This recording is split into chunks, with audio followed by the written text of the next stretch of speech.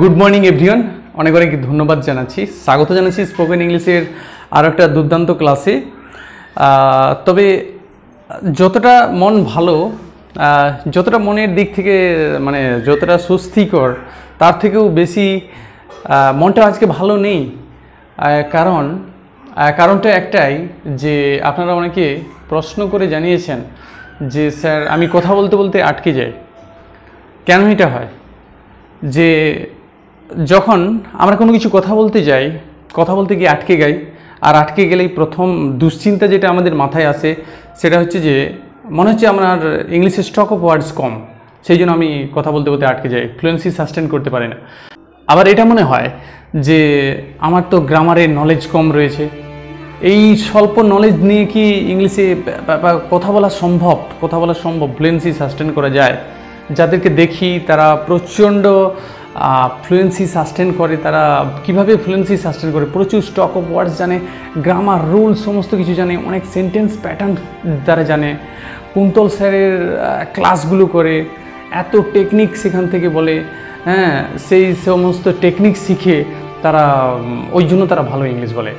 আর এইভাবে যখন আপনি নিজের ইংলিশটাকে যখন খুবই ডিপ্লোরেবলি, ইটস ভেরি আনফর্চুনেট, যখন অন্যের সঙ্গে তুলনা করবেন নিজের ইংলিশটাকে, আপনার ইংলিশের লেভেল ডিক্রিজ করবে, ডিপ্লোরেবলি আপনি আনকনফিডেন্ট ফিল করবেন, ইনসিকিউর ফিল করবেন, কখনো আপনার স্পন্টানিয়াস একটা যে ইন্টেনশান সেইটা আপনি বিল্ড আপ করতে পারবেন না।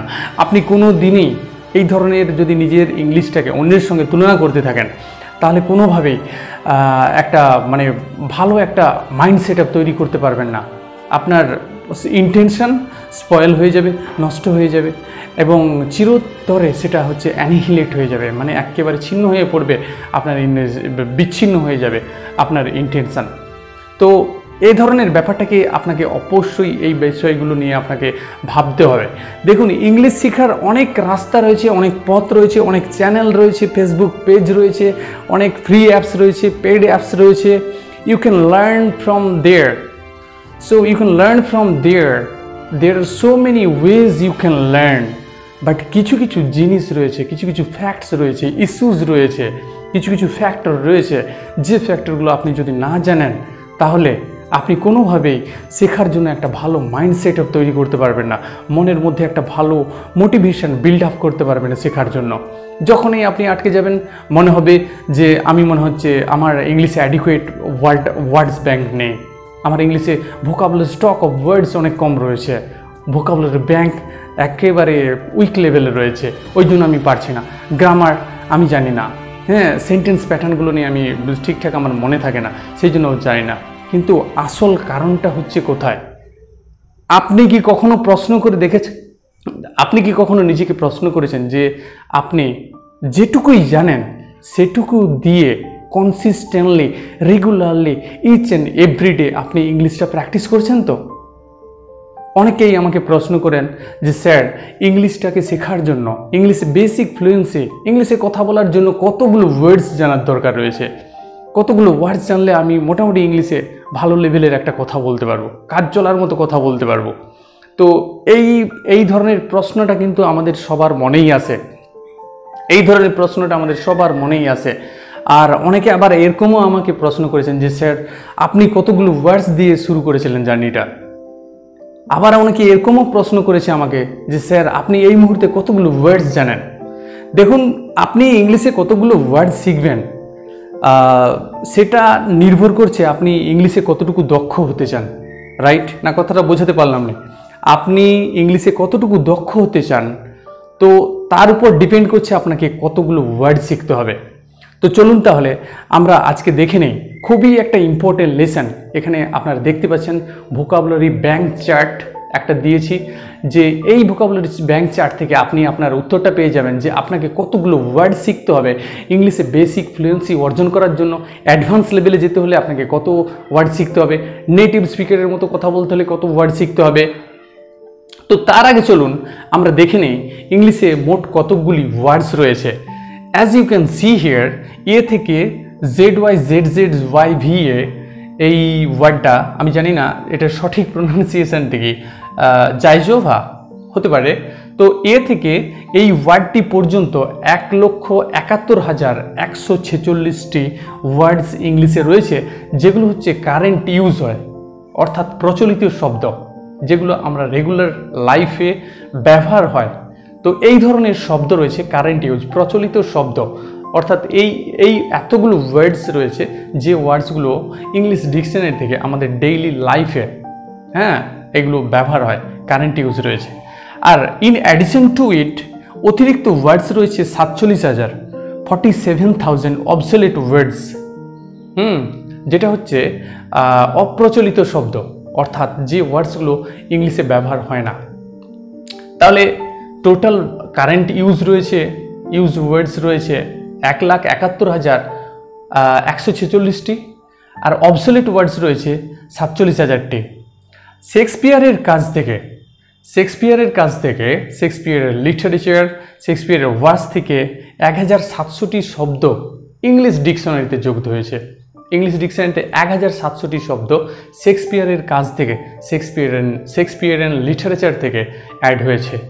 এর বাইরেও একটা ভেরি ইন্টারেস্টিং একটা ফ্যাক্টস আপনাদেরকে জানাতে চাই, যে একটা তথ্য আপনাদেরকে দিতে চাই, ভেরি ইন্টারেস্টিং। আপনারা হয়তো কেউ জানেন যে প্রতিনিয়ত প্রতি ঘন্টায় ইংলিশে একটা করে ওয়ার্ড ইংলিশ ডিকশনারিতে যোগ হচ্ছে।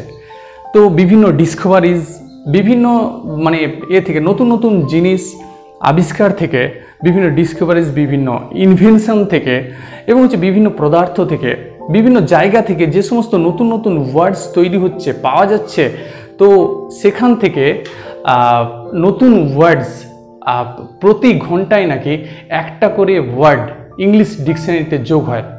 তাহলে বছরে 4,000টি শব্দ ইংলিশ ডিকশনারিতে যোগ হচ্ছে। তাহলে এই 4,000টি শব্দও কি আপনাকে জানতে হবে ইংলিশে ফ্লুয়েন্সি অর্জন করার জন্য?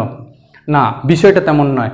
আর আপনারা যে, কারণ এই 4,000টি শব্দ কিন্তু কারেন্ট ইউজ নয়, রেগুলার লাইফ, এভারেজ লাইফে, আমাদের ডেইলি লাইফ কনভারসেশনে এই 4,000টি শব্দ, যেগুলো প্রতি ঘন্টায়, প্রতি ঘন্টা থেকে প্রতি বছরে 4,000টি শব্দ যে ইংলিশ ডিকশনারির সঙ্গে যোগ হচ্ছে, সেই ওয়ার্ডসগুলোকে আমাদেরকে জানার কোনো দরকার থাকে না। দেখুন, ইংলিশে 1,71,146টি শব্দ থাকলেও আমাদেরকে 20,000 থেকে 35,000টি শব্দ রয়েছে, যেগুলো হচ্ছে এভারেজ ওয়ার্ডস, অর্থাৎ এই শব্দগুলোই বেশি ব্যবহার হয়।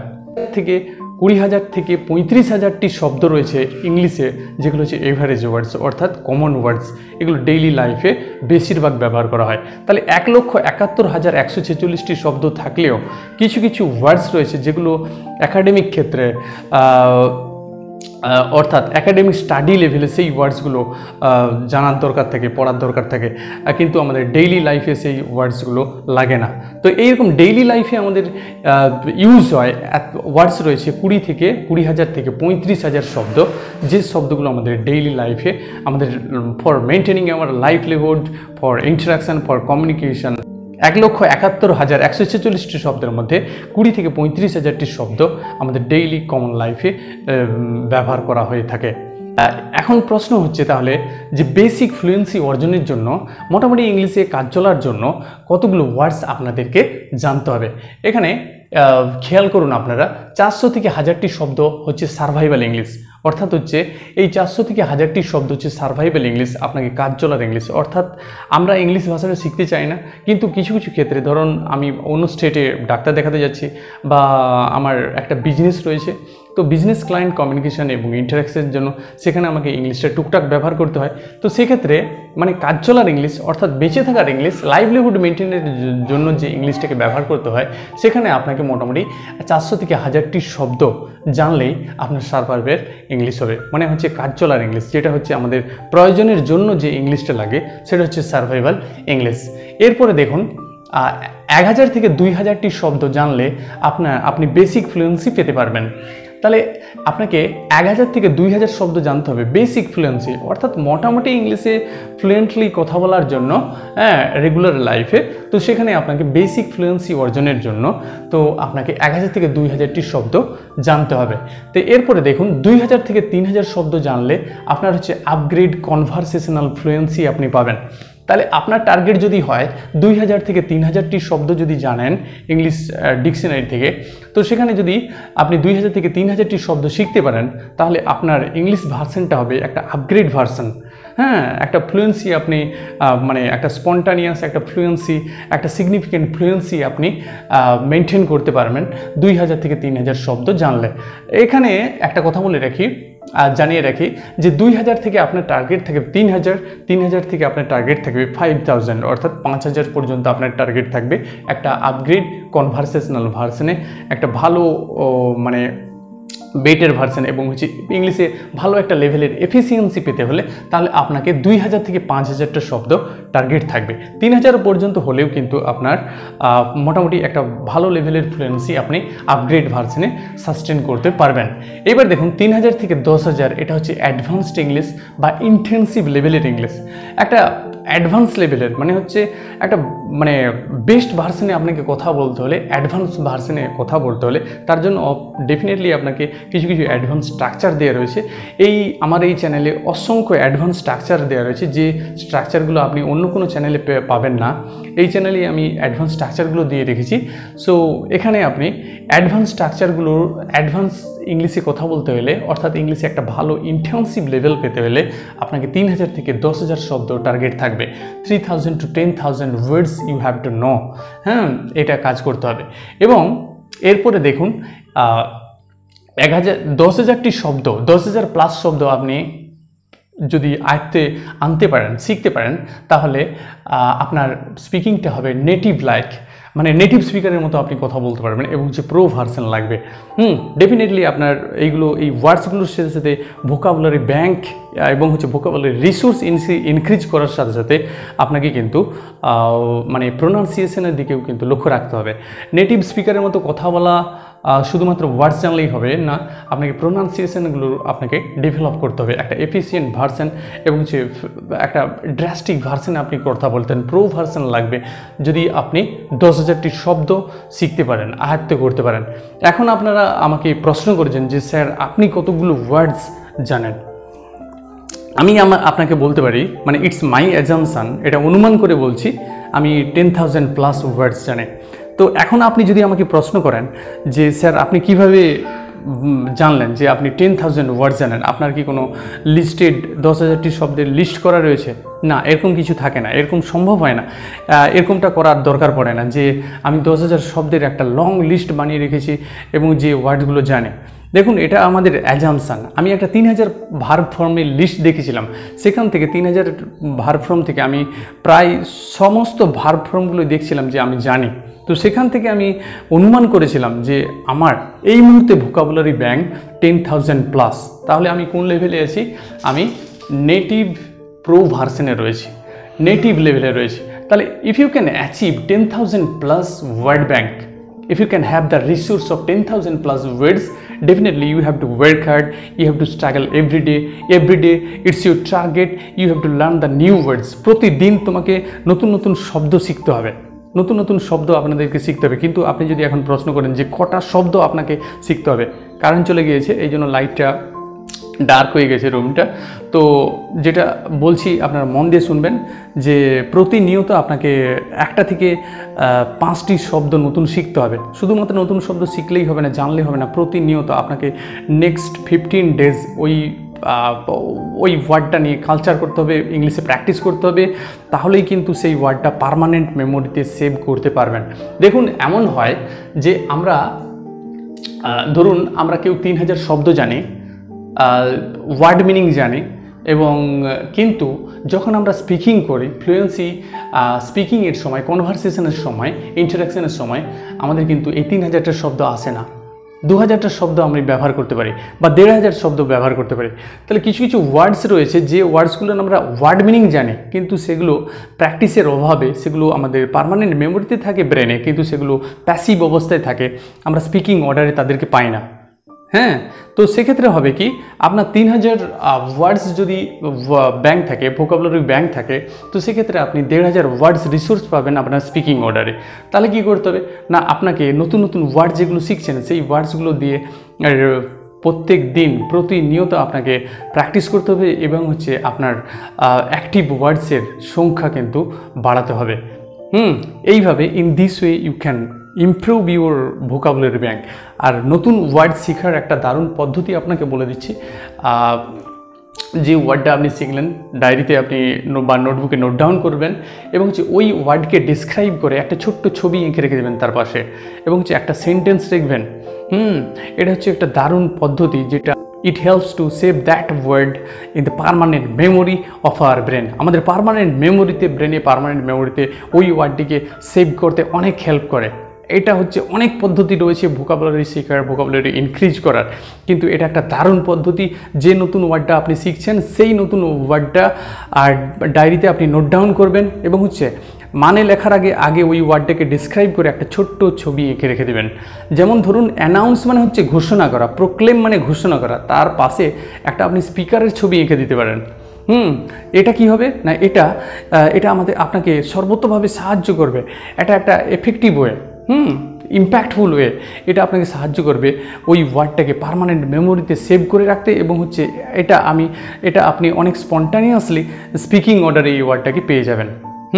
এটা অবশ্যই করবেন। ভোকাবুলারি শেখার অনেক পদ্ধতি রয়েছে, অনেক রুলস রয়েছে, কিন্তু এটা একটা মানে effective way. It's my rule, it's my suggestion, it's my recommendation. You have to just maintain it, and when you learn a new word, just note down that word on your notebook and draw a picture describing that word.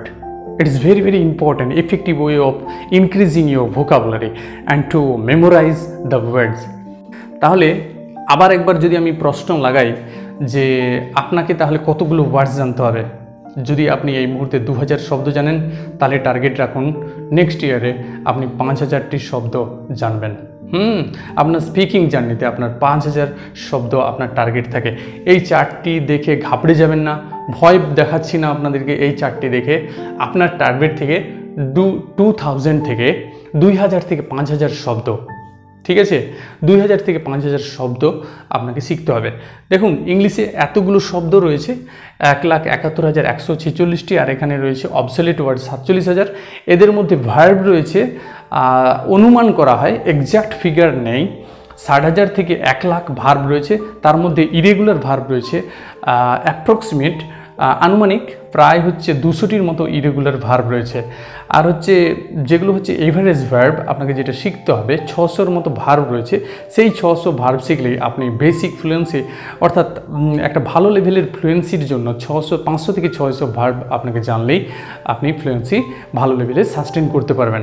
তো আমি আশা করছি আপনাকে এই তথ্যগুলো দিয়ে সাহায্য করতে পেরেছি।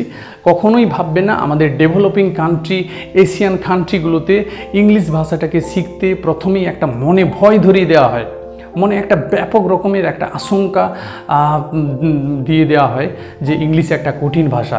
কিন্তু কখনো ভেবেছেন যে ইংলিশে মাত্র 26টা অ্যালফাবেট রয়েছে, আর সে তুলনায় আমাদের বাংলা ভাষায় কতগুলো অ্যালফাবেট রয়েছে, অনেক বেশি অ্যালফাবেট রয়েছে। তাহলে ইংলিশ ভাষায় অনেক কম ওয়ার্ডসে আমরা অনেক কথা নাকি বলে দিতে পারি। তো ভাষাবিদরা এটা যুক্তি দিয়ে থাকেন, তাই ইংলিশ ভাষা একটা হচ্ছে সহজ ভাষা। তো ব্যাপারটা হচ্ছে আমি কতগুলো ওয়ার্ডস জানি সেটা সব থেকে বড়ো কথা নয়, আমি ইংলিশটা প্রতিনিয়ত কতটা প্রশ্ন প্র্যাকটিস করছি সেটাই হচ্ছে সব থেকে বড় কথা, ঠিক আছে। তো ভাষাবিদরা যেটা বলে থাকেন যে ইংলিশ ভাষা শেখার পক্ষে নাকি সব থেকে সহজ, ভাষাবিদদের এইটা যুক্তিরূপে খাড়া করতে হয়। ইংলিশ ভাষার ব্যাকরণ অর্থাৎ ইংলিশ ভাষার গ্রামার সব থেকে সহজ, এইটা বৈজ্ঞানিকভাবে নির্মিত, মানে সায়েন্টিফিক ওয়েতে গ্রামার কনফিগারেশন করা রয়েছে। আর ইংরেজিতে খুব কম শব্দে অনেক কথা নাকি বলে যাওয়া যায়। আর ইংরেজি বর্ণমালার বর্ণ সংখ্যা অনেক কম। আমরা জানি সবাই, আপনারা অনেকেই জানেন ইংলিশে 29টি লেটার ছিল, অ্যালফাবেট যে বর্ণমালা সেখানে 29টি লেটার ছিল, তার মধ্যে 3টে লেটার বাদ দেওয়া হয়েছে। সেখানে অ্যান্ড চিহ্নের যে ওয়ার্ডটা ছিল ওটাও 29টার মধ্যে একটা লেটার ছিল, অ্যান্ড চিহ্ন, অ্যান্ডের যে চিহ্নটা, তো সেটাও একটা লেটার ছিল। তো মোট 29টা লেটার ছিল ইংলিশে, সেটা কমে হয়েছে 26টা। আর ইংরেজিতে বলা হচ্ছে, ভাষাবিদরা এইটা যুক্তিরূপে খাড়া করে তাদেরকে বলা হতো যে ভাষাবিদদেরকে বোঝানো হতো যখন মানে যারা ল্যাঙ্গুয়েজ লার্নারদেরকে বোঝাতো তারা যে তারা একটা ভালো লেভেলের মানে এইরকম একটা মানে কনসেপশান দিত যে ইংলিশ বর্ণমালার সংখ্যা কম শব্দে ইংলিশ ভাষাটা অনেক কম শব্দে অনেক বেশি কথা বলা যায় ইংলিশ শব্দে। আর ইংলিশ শব্দ ভাণ্ডার অনেক বেশি ও সহজ, ইংলিশের শব্দ ভাণ্ডার অনেক বেশি আর সহজ। এখন আশা করছি তাহলে আপনাকে তথ্য দিয়ে আমরা সাহায্য করতে পেরেছি। আর ডেফিনেটলি আপনার তাহলে ইংলিশটাকে প্র্যাকটিস করতে থাকুন। আর এটা কখনোই ভাববেন না যে আপনার ভোকাবুলারি ব্যাংক কম রয়েছে, ওয়ার্ড রিসোর্স কম রয়েছে, এটা কখনোই ভাববেন না। একটা ভালো লেভেলে প্র্যাকটিস করুন, ছোটো ছোটো সেন্টেন্স স্ট্রাকচারগুলো দিয়ে প্র্যাকটিস করুন, ডেফিনেটলি আপনি শিখতে পারবেন। তো thanks for watching, have a nice day.